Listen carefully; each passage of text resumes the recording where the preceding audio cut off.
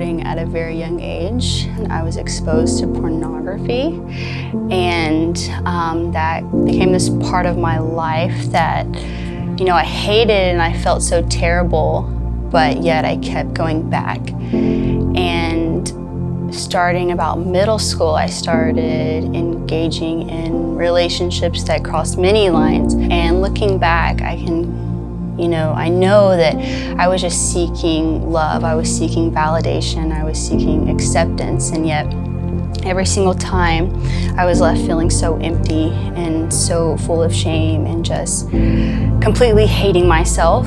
And during this time, I've had friends that would invite me to church or come to youth group, and they were also doing the same things I was. So I was like, well, what's the point of church if we're just, going to live two different lives? My whole life, I kind of believed there was a God, and I knew He was a God of love, but I just had this voice in my head telling me that, that kind of God wouldn't want anything to do with someone like me. I just wouldn't pay attention because I was like, this isn't for me, church isn't for me, God's not for me. I honestly felt that I was just too far gone. It wasn't until my sophomore year I had a friend invite me to a youth revival. And it was that night, I don't remember what the pastor shared or anything, but it was that night that I gave my life to the Lord, and I experienced the gospel in a way that I had never had before. And I believe it was that night that Jesus saved me and that I started this relationship with Him. Yet there was still this shame deep down in my heart clouding over my life. Even though I had many amazing encounters with the Lord, even though I got plugged into an amazing church, I began striving. I would say yes to every single opportunity to serve because I thought maybe if I worked hard enough, all my good would outweigh all the bad in my life. And maybe then if I worked hard enough, then God will actually love me, or maybe then I'll finally be in good standing with Him.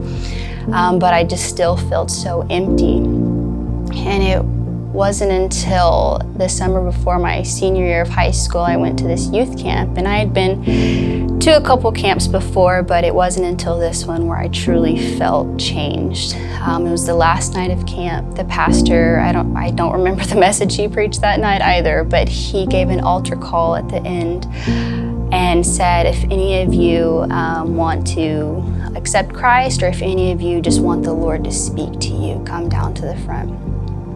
And I went down to the front, and I just got down on my knees, and I just began weeping. And the worship team was singing this song called Closer by Bethel Music, and they just kept singing the chorus over and over. Pull me a little closer, take me a little deeper, I want to know your heart. And I just began crying out to the Lord, I want to know your heart. Are you really this God that has this heart of unconditional love and of grace?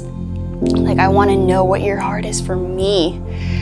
And it was in that moment that I just felt like everything else in the room was silent. And I saw this picture, and it was Jesus, and He was holding me.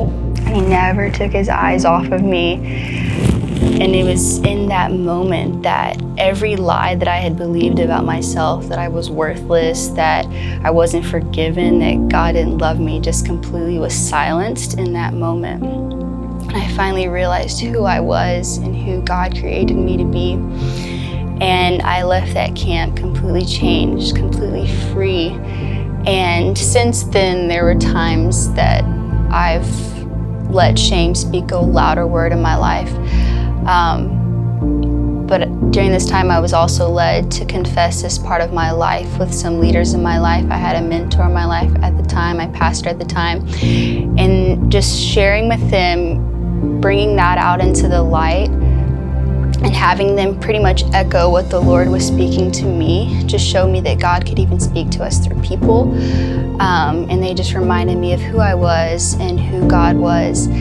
And, now when I have these voices in my head that tell me that I'm not enough, or that I have to work for God's love, or that I'm not forgiven, I can just go back and remind myself of who Jesus is. And I'm reminded that, His blood will always speak a louder word than any voice of condemnation or shame spoken over my life.